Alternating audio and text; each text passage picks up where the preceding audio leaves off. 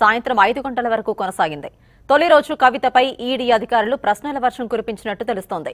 Liquor కేసులో స్పష్టత రావాల్సిన అంశాలపై ఆమె నుంచి సమాధానాలు రాబట్టేందుకు ప్రయత్నించారు ఈడీ అధికారులు. ఇతరులిచ్చిన వాంగ్మూలాలపై కవితను వివరణ కోరినట్లు సమాచారం. కవిత ఈడీ విచారణకు సంబంధించి అరెస్ట్ అయినటువంటి బీఆర్ఎస్ ఎమ్మెల్సీ కవిత ఈడీ కస్టడీకి ప్రత్యేక కోర్టు అనుమతించింది.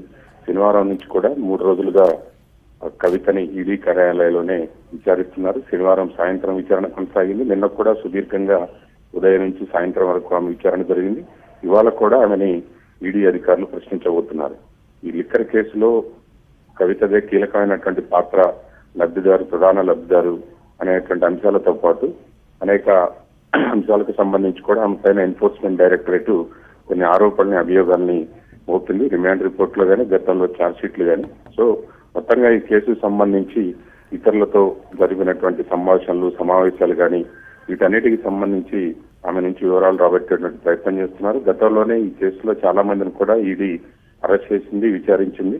వాళ్ళు ఇచ్చినటువంటి కవిత పాత్రకు సంబంధించి వాళ్ళు చెప్పినటువంటి అంశాల ఆధారంగా, దర్యాప్తులో తమకి వచ్చినటువంటి సమాచారం ఆధారంగా వీటన్నిటిని క్రోడీకరించి ఆమెని కవితను ప్రశ్నిస్తున్నట్లుగా ఈడీ వర్గాలు చెప్తున్నటువంటి పరిస్థితి. ఇవాళ కూడా కవితని సుదీర్ఘంగా విచారించబోతున్నారు. మరోవైపు ఇవాళ కవిత భర్త అనిల్, ఆమె వ్యక్తిగత సిబ్బంది ముగ్గురు కూడా విచారణకు రావాల్సిందిగా ఈడీ అధికారులు నోటీసులు ఇచ్చారు. మరి కాసేపట్లోనే వాళ్ళు కూడా విచారణకు హాజరయ్యేటువంటి అవకాశం ఉంది. కవిత అరెస్ట్ సందర్భంగా భర్త అనిల్ తో పాటు ఆమె వ్యక్తిగత సిబ్బంది ఫోన్లని సీజ్ చేశారు. సో ఇవాళ విచారణ సందర్భంగా ఆ ఫోన్లను ఓపెన్ చేయడంతో పాటు దానికి సంబంధించినటువంటి విచారాన్ని అనిల్, ఇతర సిబ్బంది ఎదుర్కోబోతున్నారు.